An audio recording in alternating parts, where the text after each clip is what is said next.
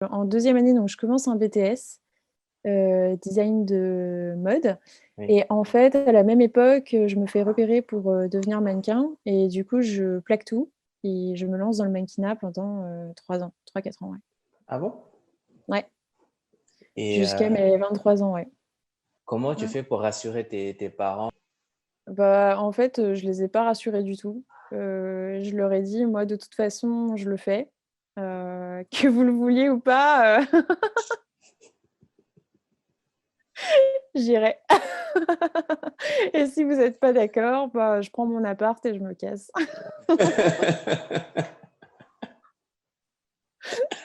Bon. C'est assez Franchement, direct. j'aimerais pas m'avoir comme fille, hein. Non, c'était pas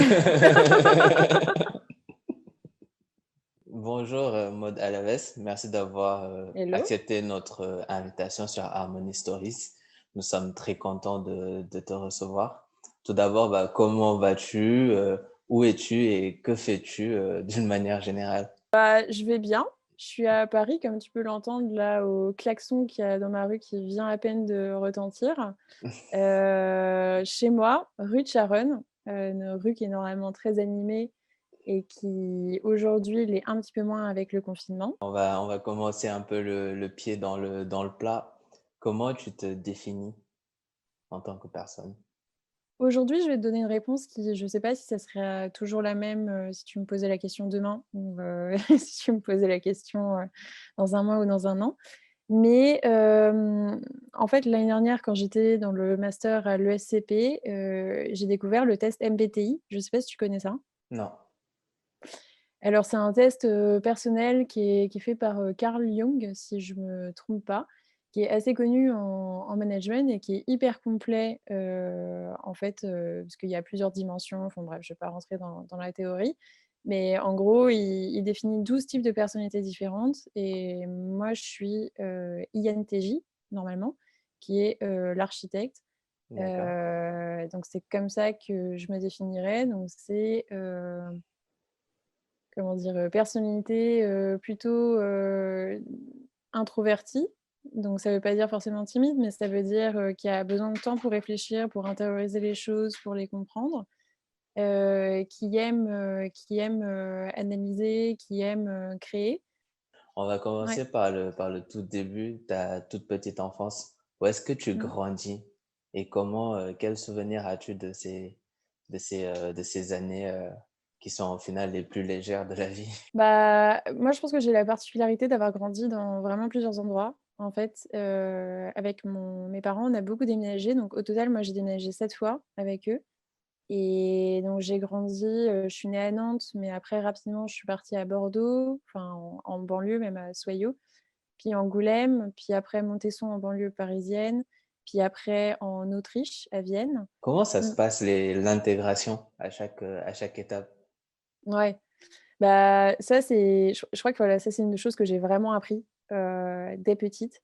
C'est que, bah, très rapidement, moi j'ai été habituée en fait à ce que les relations soient pas forcément permanentes, qu'elles soient pas gagnées d'office et qu'elles durent pas forcément et que voilà, tout est temporaire au final. Donc, il a fallu déjà que j'apprenne à dire au revoir aux gens que j'aimais bien et après, en effet, à m'en faire des nouveaux. Aujourd'hui, qu'est-ce qui te reste de ton caractère d'avant? Est-ce que tu as beaucoup changé? Il y a une chose que j'ai changée, c'est que quand j'étais plus petite, j'étais peut-être, heu, plus colérique OK. et moins patiente et je pense que ça, je le suis toujours à l'intérieur, mais que je le contrôle beaucoup mieux, on va dire. Mmh, mmh, mmh. C'est-à-dire que les choses intérieurement me remuent toujours autant, mais en tout Ouais. cas, j'arrive à pas le laisser transparaître. À l'école, quand j'étais petite, j'étais vraiment une très, très bonne élève. J'étais toujours dans les premières. J'étais toujours, j'adorais l'école, tu vois? Et puis, quand j'ai déménagé à Nancy, là, l'intégration a été un peu plus compliquée, donc au collège, parce que je revenais de Vienne et du coup, j'étais un peu différente, j'avais pas la culture française. En plus, je suis arrivée dans un lycée privé catholique, dans lequel toutes les filles avaient des petits sacs, Longchamp et moi, j'étais encore avec mon cartable Shippy, donc ça passait pas et et en plus de ça, j'étais bonne élève. Donc là, je me suis rendu compte que pour m'intégrer, il allait falloir que je fasse un choix, c'est qu'il fallait que je fasse comme les autres et du coup, c'est-à-dire que, être une bonne élève, c'était pas cool. En fait, pour être cool, il Ah, fallait être un peu, derrière, bavarde, un peu rebelle, voilà. Donc je pense que le switch, il s'est fait, à partir de Nancy. Et donc au lycée, intérieurement, moi, j'étais toujours une bonne élève, mais en tout cas, je pouvais plus le montrer. oui. C'est compliqué. C'est compliqué, donc j'étais moins passionnée, par les cours, enfin honnêtement, je sais pas, hein, ce qui m'intéressait, c'était les histoires, avec voir mes copines, Oui. les garçons, Pour fermer un peu cette partie de ta vie adolescente, qu'est-ce qui guide tes choix d'études supérieures à l'époque? Alors en fait, ce que je voyais, c'est que, bon, moi j'avais eu une éducation, un peu parfaite, si on peut dire ça, comme ça. Je suis rentrée dans la classe Abibac, je sais pas si tu connais ça? C'est, c'est un peu la classe des intellos, en fait, parce que en gros, tu passes le bac français et allemand. D'accord, Du coup, tu es double diplômée, tu as, 12 heures d'allemand par semaine et en fait, en général, ceux qui font, ces classes-là à 16-17 ans sont des gens qui sont très, très motivés et qui finissent, soit à Sciences Po, beaucoup, ou, à Polytechnique ou alors dans des grandes écoles de commerce, enfin des choses comme oui, ça. oui, Heu, Moi, finalement, je me suis fait cette place-là parce que pour mon expérience en Autriche, en fait, parce que je parlais très bien allemand, donc c'était plus simple. Mais voilà et en fait, je me voyais pas du tout, mais alors pas du tout, rentrer dans une école de commerce, comme tout le monde. oui, Ça m'ennuyait parce que je voyais pas du tout ce que ça allait faire, en fait, je comprenais pas le métier de commerce. Ça me semblait être, tout et rien en même temps. Je voyais mon père qui rentrait le soir, j'avais l'impression qu'il avait passé sa journée derrière un ordi, mais j'avais absolument aucune idée de ce qu'il avait, fait concrètement de sa journée oui, et du coup, moi, à l'époque, ce qui m'intéressait, c'était plutôt les métiers artistiques. Ce que je voulais faire, ce que je rêvais de faire, c'était être, je sais pas, directrice, d'une marque, de prod ou alors de mode, parce que j'aimais bien la mode à l'époque-là, donc le oui. stylisme et du coup, je me suis dirigée vers, les écoles d'art. Mais comme j'ai été prise à aucune école d'art, publique parce que, enfin, dans le fond, je suis pas une artiste, en fait. Dans l'âme. Dans l'âme, je suis pas une artiste et je pense que je suis pas du tout faite pour les métiers, de création, quoi. Enfin, je suis pas une Ouais, créatrice, graphiquement parlant, en tout cas. oui, Du coup, je suis partie dans le privé en mise à niveau en art appliqué. OK. Et ça se passe encore à Nancy ou tu déménages, seule de chez tes parents? Non, là, c'était toujours à Rueil-Malmaison après. Ah, réellement, autant pour moi. Ouais, donc Et l'école, elle a été à Paris. OK. Et comment ça se passe, cette école au final, tu passes 5 années ou tu fais Non, tout en fait, tout le tour? je passe qu'1 an, OK, 1 an et quelques mois parce que, ce qui se passe, c'est qu'en deuxième année, donc je commence un BTS, design de mode oui. et en fait, à la même époque, je me fais repérer pour, devenir mannequin et du coup, je plaque tout et je me lance dans le mannequinat pendant, 3 ans, 3-4 ans, ouais. Ah bon? Ouais, Et jusqu'à mes 23 ans, ouais. ah bon, bah, la question, se pose toute seule. Ouais, j'ai l'habitude. Comment ça se passe le mannequinat à 19 ans? 20 ans, ouais, À 20 19-20 ans. ans? Ouais, Bah, écoute, ça se passe, comme, quand tu donnes beaucoup d'argent à quelqu'un qui a 20 ans, oui. heu, tu sais pas quoi en faire, enfin, non, non, ça se passe, non, non, en vrai, alors c'était une très, très bonne expérience. Je regrette pas du tout de l'avoir fait. C'était vraiment très cool, c'était dur par contre. Mmh, Il faut oui, savoir quand même que c'est un métier qui est dur et mentalement et physiquement. C'est pas donné à tout le monde, c'est pas tout le monde qui il faut être très accroché, je pense, dans sa tête pour faire ça, sinon ça peut être, dangereux pour certaines personnes. Mais moi, ça s'est bien passé, c'était cool, et surtout ça m'a permis d'entrer dans un univers que quand même, très peu de personnes, ont l'occasion de voir, oui. et moi, c'est pour ça que je l'ai fait, en fait. Et Quand la question s'est posée, entre est-ce que je plaque tout et je pars dans un univers alors que mes parents me soutenaient pas, trop, bon après on est toujours, enfin ça va. Enfin, ils me soutenaient, enfin, on s'aimait quand même, hein, donc ça va, mais en fait, ils étaient pas, ils avaient peur évidemment pour Oui, moi. oui, Mais donc voilà, quand la décision s'est posée, je l'ai prise en me disant: «Qu'est-ce que je vais regretter le plus? D'avoir eu cette occasion qui me serait passée sous le nez et puis de jamais l'avoir vécue ou plutôt d'avoir refusé pour rester un peu dans les rangs, classique. voilà, classiques». Et là, j'ai 2 questions qui me viennent en tête. Mmh. Heu, Pourquoi c'est dur mentalement d'être mannequin? Ben, alors c'est dur, je pense, la 1re raison, c'est qu'il faut savoir quand même que c'est 99 de refus et 1 de oui.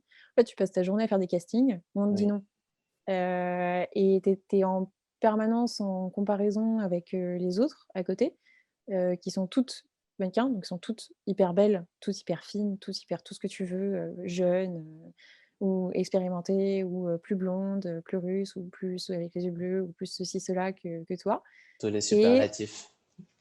ouais, voilà, tous les superlatifs et en fait, tu passes ta journée à te faire refuser. Donc ça, c'est quand même, pour la confiance en soi, c'est pas forcément le plus simple, on va dire. Oui, Genre, oui, oui. il y a des gens ouais, qui ont beaucoup de mal avec le refus et puis, c'est pas simple.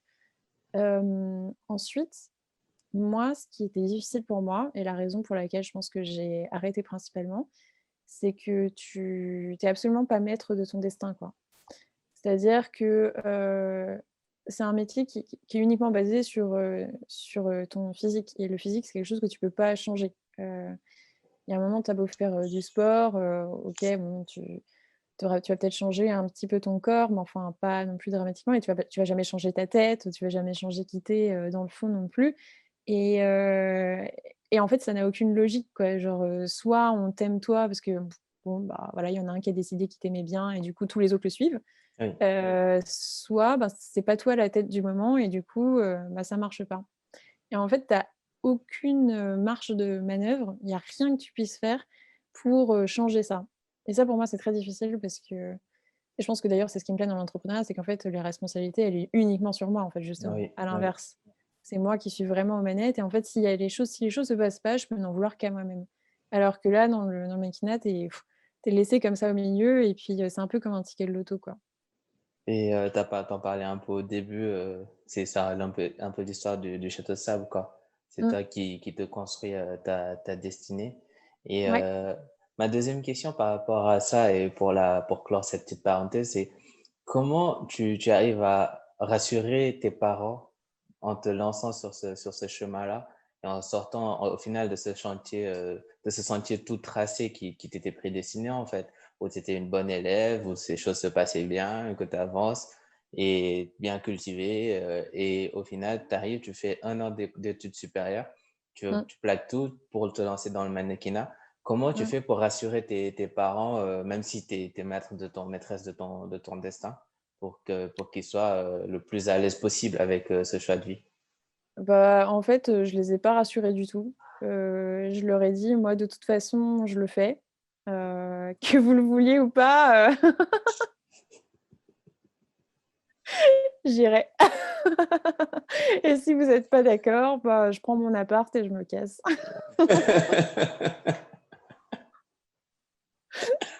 Bon, C'est assez franchement, direct. j'aimerais pas m'avoir comme fille, hein. Non, c'était pas non, c'était pas cool. C'était pas cool, mais en même temps, ouais, c'était ma décision. J'avais 20 ans, je savais dans quoi j'allais et puis je leur ai expliqué aussi que, voilà, il fallait qu'ils aient confiance en moi, que j'étais suffisamment grande et vaccinée, qu'ils m'avaient suffisamment bien éduquée justement pour que, je tombe, ni dans l'anorexie ni dans la cocaïne Oui. et voilà, qu'après, j'allais faire mon bout de chemin, quoi. Et quand ça se termine pour toi, le mannequinat, qu'est-ce que tu te dis à cette époque? C'est quoi ton next step? Maintenant que tu disais qu'en finale, ça, c'est derrière toi. Ouais, bah, en fait, il y a un jour vraiment, je pense donc en fait, je m'étais toujours dit, voilà, que le mannequinat, quand je me suis lancée, que j'allais le tenter, pendant 3 ans, et que si ça marchait, ben, enfin, mais pour moi, marcher, c'était genre je devenais Kate Moss et puis, je faisais des millions et puis voilà, après je pouvais réinvestir. Si Oui, ça marchait pas, du coup, c'était tout sauf ça, quoi. Donc, toutes les voilà, toutes les autres, situations. Et donc au bout de 3 ans, bah, je me suis rendu compte, à l'évidence que je n'étais pas Kate Moss et qu'à partir de là, du coup, potentiellement, ça pouvait toujours marcher si je continuais, mais là, ça commençait à devenir de la chance, quoi. Oui. Et là, je me suis dit, «Moi, je peux pas baser ma vie sur la chance, c'est vraiment, trop risqué».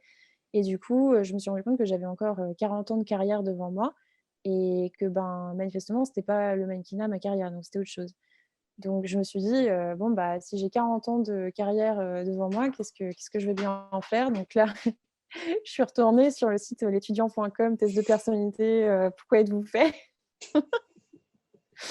Et là, ils m'ont remis vers les écoles de commerce, comme ils m'avaient déjà dit en fait, Oui. avant. Mais avant, j'étais plus jeune, je comprenais pas et là, bah, dans le maquina, finalement, j'avais vu aussi les métiers du marketing, qu'est-ce que c'était et donc là, je suis tombée sur le marketing et je me suis dit: «Ah bah ouais, mais en fait, c'est ça que j'aime bien, donc c'est cool». Donc j'ai regardé les écoles et je suis tombée sur l'ISCOM et puis voilà, je les ai contactés et en 2 mois, c'était parti, quoi. Et du coup, quand tu reviens, est-ce que tu as cette certitude et ta vision que tu veux faire ces études-là pour ensuite te lancer et créer ton propre business? Ou ça arrive Non. progressivement? Ça arrive progressivement. Au tout début, quand j'ai repris mes études en communication marketing, du coup à l'ISCOM, moi, j'étais plutôt dans l'idée de faire une carrière, de marketing international, de d'arriver j'ai toujours eu l'idée, en fait, d'être finalement dirigeante, d'une entreprise, mais pour moi, c'était une finalité, en fait. C'était quelque chose qui allait arriver, après et je m'imaginais plutôt du coup dans une entreprise, mais une grosse entreprise, la plus grosse possible et puis, dans le dans le marketing ou potentiellement, si jamais, on sait jamais, à la direction de l'entreprise même, et internationale de préférence. C'était ça la voie en tout cas, ouais. Oui. Mmh. OK. Et pendant ces études-là, est-ce que tu as une expérience en entreprise en étant Ouais, salarié classique? Et comment ouais. se passe cette expérience-là d'un point de vue personnel et d'un Ouais. point de vue comment tu processes les informations, quoi? Comment ça t'impacte? Mmh. Bah, en fait, j'en ai énormément parce que dès la première année, on fait des stages à l'ISCOM et alors ça franchement, c'est vraiment top. C'est la raison pour laquelle j'avais choisi, cette école. Et du coup, le premier er c'était très bien passé. C'était la première fois que, bah, je travaillais vraiment finalement parce que enfin que j'étais salariée quoi, parce Oui, qu'avant j'avais pas ça avait rien à voir le mannequinat, c'est pas la même chose. Qu'on me donnait des responsabilités, que j'apprenais par moi-même, donc j'étais hyper contente et plus dès la première année, j'avais eu un taf, de chef de projet en agence et normalement c'est un stage de fin d'année. Donc on m'avait tout de suite donné beaucoup de choses, donc là, j'étais vraiment hyper contente. J'avais un manager qui était top, c'était trop bien. En deuxième, je suis partie en start-up à Milan, où là, ils étaient pas du tout organisés. C'était drôle, mais ah, c'était marrant et je pense que le switch, je l'ai fait alors, en 3e année quand j'ai fait mon stage, en Suède et en fait, là, ça faisait déjà 3 ans que je faisais des études du coup en marketing, communication, l'ISCOM et en plus, en fait, je m'étais mise en tête de faire une faculté d'économie-gestion à côté, à distance. Et du coup, j'étudiais, les théories macroéconomiques, enfin, j'avais la tête pleine comme ça de trucs quoi, d'infos oui, et quand je suis arrivée dans ce stage, en Suède, ils m'ont demandé de booker des billets d'avion et là, je me suis dit: «Il y a un petit souci quand même». ouais, quand même. Là, ça fait 3 ans que j'étudie, je suis en train de faire des doubles masters, et cetera. Ils me demandent de booker des billets d'avion, il y a un truc qui va pas. Je vais pas arriver manifestement là où j'ai envie, avec le chemin que je suis en train de prendre et c'est là que j'ai commencé ma réflexion, en fait, à me dire: «Bon, bah, finalement, c'est peut-être pas des études, vraiment très théoriques qu'il faut que je fasse, mais il faut peut-être plus que je me concentre finalement sur, travailler ma capacité à faire des projets par moi toute seule». Donc je me suis lancée dans, le projet de la carte Yosit en association, donc j'ai créé avec 2 autres D'accord. et suite à ça, après je suis arrivée à l'entrepreneuriat. Je vais peut-être un peu trop vite du coup. Quand tu réfléchis et que tu regardes toi il y a 5 ans ou Mmh. 10 ans, donc en tout cas légèrement plus jeune, quel conseil tu te donnerais à toi-même? Ben, alors il y a 5 ans, j'étais du coup au début de l'ISCOM, je reprenais mes études. Moi je dirais continue, hein. En fait, enfin, je sais pas, je pense que tout ce qu'on fait dans la vie, est intéressant aussi et puis nous amène au point où on est aujourd'hui. Je suis plutôt satisfaite de là où je suis aujourd'hui, enfin, en tout cas, je regrette, rien. Donc pour moi, voilà, il faut juste continuer et puis même les erreurs que j'ai faites ou les fois où j'ai l'impression d'avoir perdu du temps ou des choses comme ça, mais en fait, c'est toujours utile, et ça m'a permis d'apprendre d'autres choses et puis de pas refaire ces erreurs après et puis aujourd'hui de perdre peut-être un petit peu de moins de temps ou ou d'énergie ou de je sais pas, il y a moins de enfin ouais, je Ouais, perds moins, quoi. Enfin, je sais bien, pas, pour moi, toutes les erreurs sont utiles, quoi, ouais. donc je me dirais juste, continue, vis ta vie, quoi.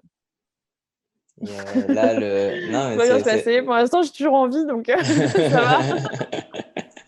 c'est le plus important. C'est le plus important, quoi.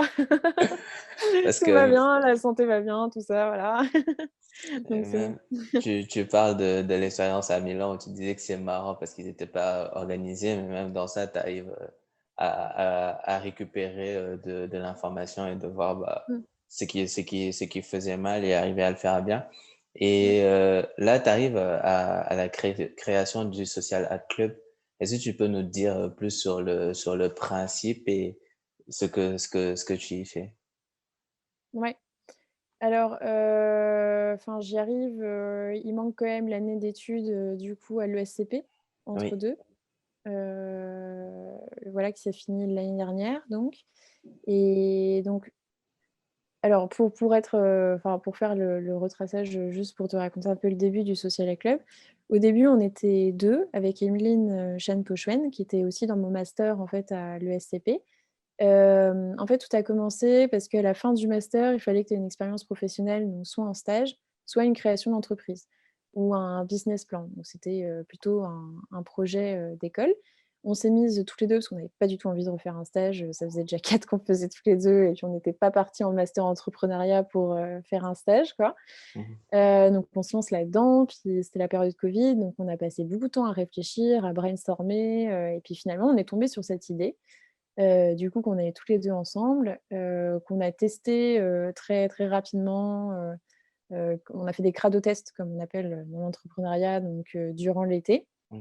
et finalement on s'est séparés donc en octobre, le 1er octobre et moi à partir de là, j'ai continué, seule et je considère en fait que le début du Social Club, c'est vraiment à partir de ce moment-là, donc de la date du 1er octobre, à partir du moment où j'ai continué, toute seule du coup et donc le Social Club, c'est une école, qui forme aux réseaux sociaux.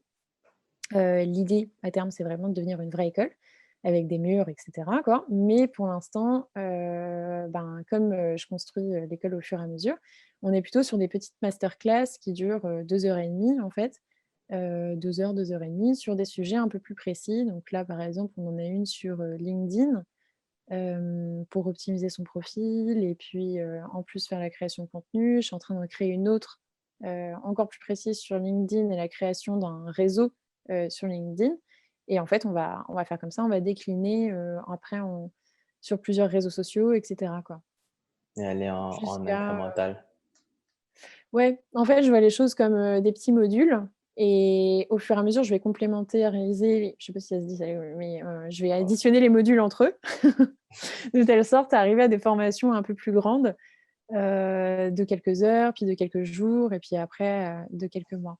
Ouais, sur, faire des années Mais par scolaires. contre ouais, mais par contre l'idée c'est quand même, enfin quand je dis une école, une vraie école, c'est pas une école, sur le modèle, classique qui existe aujourd'hui. J'ai pas vocation à devenir une école qui dure 4-5 ans, mais plutôt une école, format, bootcamp qui dure, 2-3 mois pour les plus, aguerris ou sinon une école, qui serait plus sur, apprendre quotidiennement et toute sa vie, en fait. Donc un diffuseur de contenu qui arriverait, ben, régulièrement, pendant toute sa vie pour continuer à s'updater sur les réseaux sociaux. Parce que, moi, je suis persuadée que, ben, l'apprentissage, ça ne devrait pas s'arrêter sur les bancs de l'école, en fait et il faut le Mmh, faire, toute sa vie. ouais, Justement, si on veut être capable de s'adapter et cetera, parce que le monde change aujourd'hui et qu'il change très vite. C'est pas comme avant, on avait un même métier toute sa vie. Aujourd'hui, on va changer, on va bouger et du coup, il faut s'adapter et pour ça, il Ouais. faut apprendre. Il faut pouvoir bouger. Et je disais une étude, je connais pas le pourcentage exact, mais c'était fou. Il disait le nombre de métiers qui disparaîtraient d'ici 2030, 2050. Donc, c'est vrai que c'est hyper important Mmh, de pouvoir s'adapter. Et, ouais. euh, et Mais il y a plus, ouais, oui, vas-y. apparemment, il disait alors alors apparemment le chiffre est pas le même partout. J'avais fait un post sur LinkedIn justement il y a pas longtemps là-dessus, où il disait alors il y a eu plein de commentaires, mais il y en a qui étaient d'accord et puis évidemment il y en a toujours qui sont pas d'accord, mais il y en a qui disaient: «Mais c'est quoi ces chiffres? Ça fait des années qu'on dit ça de toute façon, que les métiers de demain, seront pas, sont pas encore créés et cetera». Donc bon, je sais pas à quel point, les études sont justes, Oui. mais ça serait plus d'un métier sur 2 qui n'est pas encore créé, demain. Ça Mmh. impacte une personne sur deux, on peut dire. Oui et moi ce que j'explique du coup, ce que je défends, c'est que, ben, ça veut dire qu'il y a une personne sur 2 qui va pas rentabiliser ses études. Et ça veut dire qu'elle a passé 4-5 ans et Oui, dépensé, peut-être 50 000 € pour ceux qui sont partis en école de commerce, pour quelque chose qui va pas vraiment lui être utile, quoi. oui. Et alors qu'elle va apprendre son métier sur le terrain, du coup. Mhm. Et Mmh. quand on parle moi, de vocation, enfin, qu'une personne qui est dans l'entrepreneuriat, j'ai toujours envie de lui poser cette question-là, de savoir comment il définit, enfin, du coup là, toi, comment tu définis tes nouveaux objectifs? Comment tu te dis, bah maintenant, c'est ça mon next step? En vrai, oui, oui, j'ai une vision sur le long terme, sur ce que j'aimerais bien que le Social Life Club devienne, comment ça évolue et cetera. Et ça, je dirais que c'est dans le cœur et puis ça évolue en fait au fur et à mesure du temps, mais c'est pas forcément très défini. Par contre, en effet, je me définis des objectifs un peu au trimestre. Donc pour moi, c'est 3 mois, quoi, sur les 3 mois prochains, parce que c'est là où je peux voir, me dire: «OK, en 3 mois, qu'est-ce que je peux faire et où est-ce que j'aimerais être dans 3 mois?» Et du coup, bah, la manière dont je l'ai défini, donc là, par exemple, tu vois, j'ai, ce que j'appelle des chantiers. J'en Oui, avais, 5 ou 6, je pense, et c'est ce qui me semble être le plus important à faire et puis le plus, doable, tu vois? Ce qui est genre oui, vraiment, faisable là, maintenant. Donc j'avais étape 1, je voulais refaire tout le branding de mon site et puis, de la marque, donc voilà, ça, je savais que ça allait me prendre une semaine, donc hop, c'est fait. Ensuite, j'avais développé un autre workshop, une autre masterclass donc sur LinkedIn avec un autre intervenant pour rentrer plus dans les détails. Ça, c'est en cours aussi. Après, j'ai, commencé à monétiser le club, parce que donc j'ai une newsletter sur laquelle, tout le monde s'inscrit, tu vois? Dans cette idée d'apprentissage continu, en fait. On commençait à créer un club dans lequel on propose du contenu un peu tous les mois sur un peu comme, un abonnement, tu vois? Où tu paierais, tous les mois et puis tu aurais accès à du oui, contenu, très spécialisé. Là, donc la vision long terme, tu vois? C'est par exemple, c'est d'être un peu le Netflix de l'éducation. Mais tu oui, peux tu peux aller loin là-dedans, quoi. Tu peux faire des années de vision là sur juste sur ces 2 mots-là. Mais moi, je me dis, voilà, OK, dans 3 mois, j'aimerais bien avoir au moins lancé ce truc-là, avoir peut-être, je sais pas, 10, si déjà j'ai 10-20 personnes, tu vois, qui sont partantes, c'est cool. oui, oui, Et du coup, en 3 mois, il faut juste que je mette ça en place, quoi. Pour moi, ce que j'essaie de voir, c'est qu'est-ce que je peux réaliser dans les 3 mois prochains. oui, Et il y a aussi une notion quand même de qu'est-ce qui est important à réaliser et qu'est-ce qui peut se faire, qu'est-ce qui est le moment de faire, tu vois? oui, C'est-à-dire que, par exemple, je pourrais me dire: «Tiens, je vais faire», parce qu'en fait, j'aurais pu me mettre, par exemple, un mhm, objectif de: «Je vais faire 10 masterclass». Ça, je sais que moi, je pourrais les réaliser en 3 mois, sans aucun problème. Le oui, problème, c'est après, je me dis: «Ouais, mais 10 masterclass, je vais pas pouvoir les vendre parce que j'ai pas encore la communauté qui est là pour y répondre». oui, Donc il y a aussi, voilà, il y a une question de moment T, tu vois? Est-ce que là, mon audience est présente pour, recevoir ce genre de projet-là? oui, Donc ouais, il y a ça, quoi. Il y a ressources de mon côté, en temps, moment T, est-ce que l'audience est disponible ou pas? Et puis après, quel est ton impératif aussi, personnel? oui. Là, moi, il faut que je commence à vraiment, être rentable sur ce projet. Donc c'est pour ça que je cherche, en fait, des moyens, pour, vraiment accélérer le chiffre d'affaires, pour l'augmentation du chiffre d'affaires. Pour faire la transition, parce qu'on parle de Ouais. finances, Ouais. d'un point de vue personnel, qu'est-ce que tu apprends sur la gestion de l'argent? Parce que tout à l'heure, tu parlais de quand tu venais d'être mannequin, tu étais assez jeune et qu'on Mmh, t'expose à un certain niveau de revenus. Et mmh. encore aujourd'hui, qu'est-ce que tu apprends sur la manière de gérer son argent? Quelle est ta stratégie à toi? Bah, alors quand j'avais 20 ans, clairement, j'apprends rien, à part dépenser, je pense.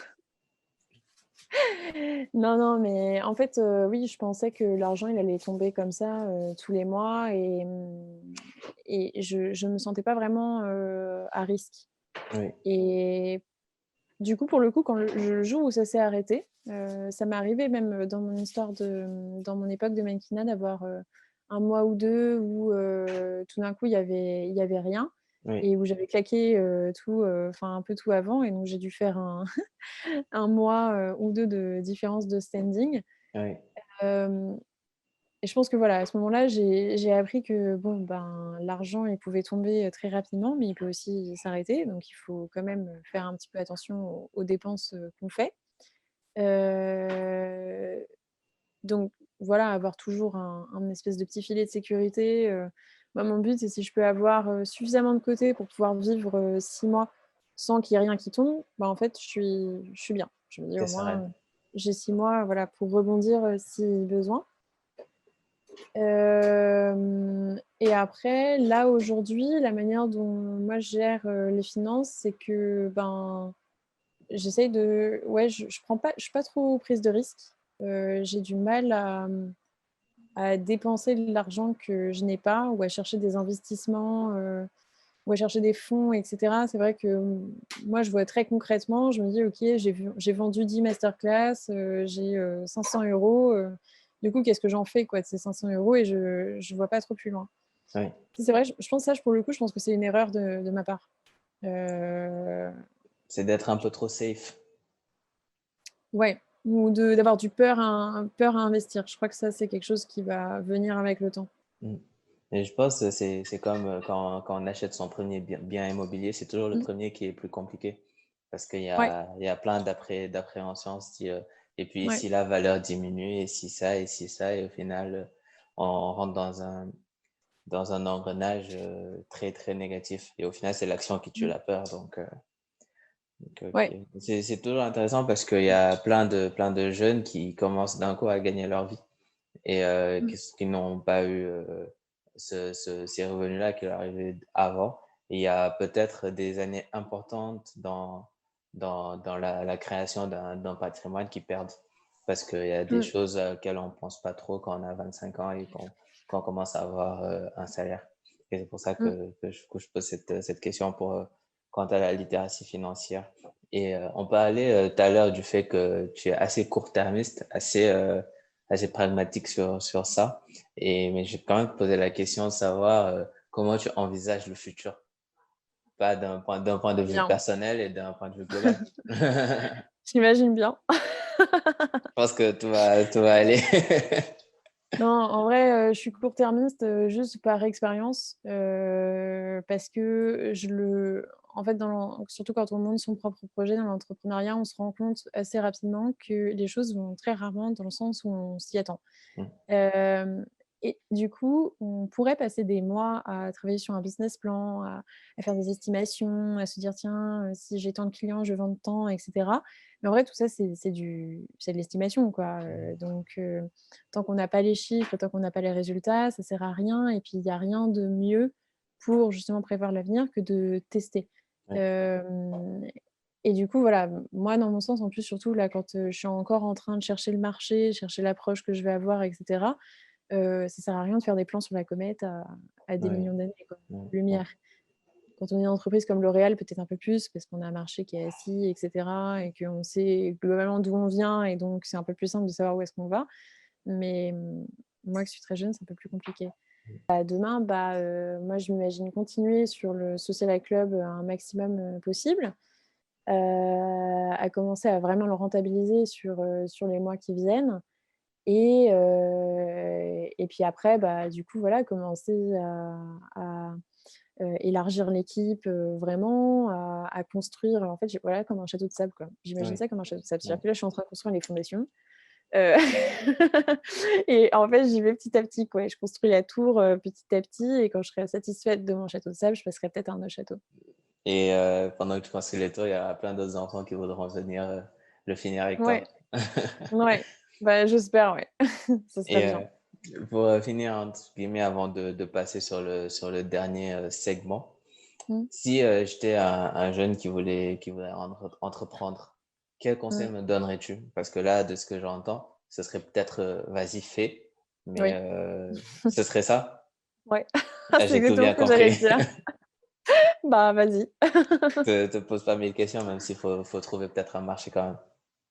Ouais, oui, mais en fait, le marché, on le trouve en le faisant aussi. Enfin, en vrai, je pense que ça, c'est quelque chose que j'ai appris à l'ESCP, et je trouve qu'ils ont très bien fait. Après, bon, malheureusement, l'ESCP, voilà, c'est un master qui est très, très, très cher, qui est pas accessible à tout le monde, et il y a beaucoup plus de gens qui veulent entreprendre que de gens qui sont prêts à payer l'ESCP, donc Oui, voilà, ça, faut en avoir conscience. Mais avant d'y aller, moi, voilà, je me disais: «OK, j'ai une attirance vers l'entrepreneuriat, mais est-ce que j'en suis capable? Est-ce que, c'est vraiment fait pour moi? Est-ce que je vais y arriver?» J'avais l'impression, parce que j'avais pas vraiment d'entrepreneurs dans mon entourage, que, pour être entrepreneur, il fallait être, bon, bah, déjà un homme, parce que oui, voit on voit quand même principalement des hommes qui font ça. Ensuite, quelqu'un qui est très rationnel, qui est, très dirigé vers l'argent, qui prend des décisions, qui est très sérieux, très dur, en management aussi. Enfin, j'imaginais, un Elon Musk ou un Steve Jobs, enfin, en fait, tous ceux qu'on voit, passer dans les médias, et je me disais: «Mais moi, je suis pas comme ça, quoi, donc est-ce que c'est quand même une voie qui est possible?» Et le SCP m'a montré que oui, et ils ont permis d'enlever justement toutes ces barrières, qui sont, bah, une peur de l'inconnu, une peur d'aller dans un milieu qu'on connaît pas vraiment, qui peut paraître, hostile, et cetera, et le fait de pas savoir par où commencer. Et en fait, ils rassurent sur le fait que, bah, c'est pareil pour tout le monde, quoi. Personne ne sait par où commencer, et la seule chose qui différencie un entrepreneur de quelqu'un, d'autre, c'est que l'entrepreneur, il essaie. Enfin, il fait, quoi. Il y ouais. va. Même s'il sait pas, il y va, et il verra bien après, quel est le résultat. C'était au pire, il aura appris. Pour Mmh. finir, du coup, c'est la partie un peu plus légère de cet entretien. J'ai besoin que tu me dises les premières choses qui te viennent à la tête, sans pour autant réfléchir. Du coup, la première, c'est qu'est-ce que tu juges important dans la vie et que tu as l'impression que plein de gens ignorent ou négligent? Heu, alors là, j'ai un truc qui me vient en tête, mais je sais pas si c'est le mieux, mais c'est, je dirais l'importance de, en fait, la conscience de faire des choix. Je pense que dans la vie, c'est une enfin, c'est une suite consécutive de choix, et en fait, il y en a beaucoup qui ont tendance à penser que c'est l'univers qui s'acharne sur eux, qui remettent en cause beaucoup ce que le monde extérieur, en disant: «Bah oui, mais là, j'avais pas le choix, on m'a forcé à faire ça», et cetera, et je pense que ça, c'est une mauvaise manière, en fait, d'avancer, parce que, bah, faut jamais oublier que, voilà, les éléments extérieurs, on peut pas trop les changer. Par contre, il y a une chose qu'on peut changer, c'est ce que nous, on fait et ce que nous, on décide, et une fois qu'on est à l'aise avec son choix, même si c'est pas forcément celui qui nous plaît le plus, mais on sait pourquoi on l'a fait et que du coup, on le regrette pas, bah, au moins on avance et on continue et on apprend, et puis on évolue, quoi. Avec plus de légèreté. Je pense que c'est Warren Buffett qui disait, un milliardaire américain, disait que beaucoup de gens ne se rendent pas compte, mais la vie qu'ils mènent aujourd'hui est la conséquence des choix qu'ils ont fait il y a 3 à 5 ans. Bah, ouais, ouais, c'est ça. Et, ouais. Et j'ai trouvé Mmh. ça très, ça fait un peu réfléchir.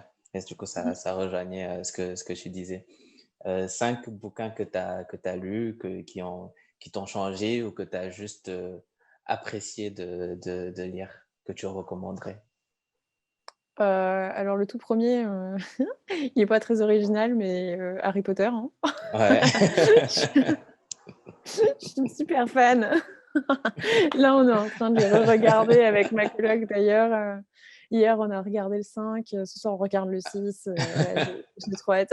On va dire que les Non, 5, c'est les mais 5 premiers Harry Potter. non, faut les regarder tous. Non, faut tous les lire, hein. Franchement, ils sont non, on peut pas commencer et puis pas finir pour le coup, les Harry Potter, c'est pas possible donc ouais, non, tous les Harry Potter. J'ai beaucoup aimé, j'ai lu, Le Cercle, qui est un roman un peu, dystopique sur le futur et puis, l la surveillance, enfin l'over-surveillance. C'est un peu comme, George Orwell, 1984 là, c'est assez cool. Les 2 sont similaires d'ailleurs, je les recommande. George Orwell aussi, je l'ai lu, il est cool. Sinon je réfléchis, qu'est-ce que j'ai lu d'autre? Il y a un bouquin alors que j'ai commencé mais que j'ai pas fini, mais qui est super cool et qui est beaucoup recommandé en marketing, en école de commerce.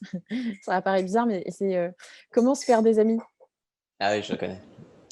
Ouais, donc qui parle pas de comment se faire des amis, mais qui mais en fait si, finalement voilà, c'est, comment, heu, plutôt avoir des relations, comment tirer meilleure partie des relations avec les autres et puis faire en sorte à ce que c'est un peu l'influence, voilà, C'est ça. l'influence des autres, mais de la bonne communication aussi et puis, comment débloquer en fait, peut-être des situations pour en tirer un meilleur parti, donc je trouve que ça c'est assez cool. Les 5, Mmh. 5 artistes que tu écoutes en ce moment. Alors Ce rire était c'est coupable. vrai, je sais que les auditeurs, ils vont penser vraiment que je suis une grosse fan. Alors en ce moment, du coup, comme on est en train de regarder en fait, comment ça a commencé? En fait, en ce moment, je suis en train d'écouter vachement moi, je mets des soundtracks sur, YouTube, Oui, heu, que j'aime bien, ça m'aide à travailler, puis je mets des trucs un peu d'ambiance, il y a les lo-fi, soundtrack, par exemple, qui sont pas oui. mal parce que c'est un peu, musique d'ascenseur, quoi, voilà, c'est pas un artiste en particulier, mais c'est un truc, d'ambiance Mmh. et en fait, à la période de Noël, j'avais commencé à mettre, les musiques d'Harry Potter, Christmas et et justement, il y a des playlists comme ça de 1 heure, 2 heures où c'est en mode ambiance, le hall principal de Harry Potter et ah ouais, non, j'écoute ça, ça me rassure. En fait, c'est quand ma coloc s'est rendu compte de ça que du coup, on s'est remis dans les Harry Potter là. Ah, Encore un truc d'Harry Potter et sinon, il y a une autre, un autre auteur que j'écoute, beaucoup en ce moment, j'arrive pas à m'en défaire. Alors c'est Max Richter, c'est un compositeur, classique finalement oui, et en fait, il a repris une version des 4 saisons de Vivaldi et donc oui. c'est pareil, c'est 1 heure de vidéo, classique mais en Mmh. même temps, romancée en mode, film et moi ça me transporte, franchement pour écrire mes posts LinkedIn, je trouve qu'il y a rien de mieux que ça. Ça te met dans une zone. Ouais, ça me met dans une zone de création quoi, en tout cas. Et pour la dernière, 5 personnes avec qui, tu voudrais partager un dîner? Là comme ça, mmh, je pense déjà, si je pouvais avoir un dîner avec, à plus de 6 personnes.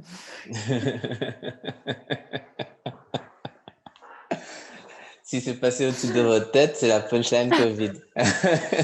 Exactement, c'est ça. Avec, tous mes potes réunis que j'ai pas vus depuis longtemps. Alors ça franchement, ça je pense que ça ferait l'année, mais Ouais, pour tout le monde. Mais donc du coup, j'aimerais bien avoir un dîner avec, alors, étonnamment, Marie Taquet. Marie Taquet, en fait, c'est la fondatrice de, Iconoclast, qui est une d'accord, école en en elle forme des commerciaux, en fait OK. et je l'ai déjà eue au téléphone, je me suis super bien entendue avec elle, mais c'est vrai qu'elle est très occupée et je trouve que c'est quelqu'un qui a une énergie qui est hyper, et je sais pas, elle a une énergie de malade mentale et je pense que je pourrais apprendre beaucoup d'elle donc ouais, si je peux avoir un dîner avec elle, d'ailleurs si un jour elle écoute, D'accord. ça serait cool. Ah, le mode, veut vous rencontrer. Ouais, non, ça serait cool. OK. Bah, en tout cas, merci pour ton temps et d'avoir participé à ce podcast. C'était très, très, très Bah, de rien. intéressant et le mannequinat, c'était inattendu, mais très fun à à écouter. Merci Bah, beaucoup. merci à toi en tout cas de m'avoir invitée, hein, c'était top. Merci d'avoir écouté cet épisode d'Harmony Stories. Pour ne pas rater la suite, pensez à vous abonner à Harmony Stories sur votre plateforme de podcast favori et sur YouTube. Vous pouvez nous suivre sur Twitter et Instagram où nous sommes le plus actifs. À très bientôt.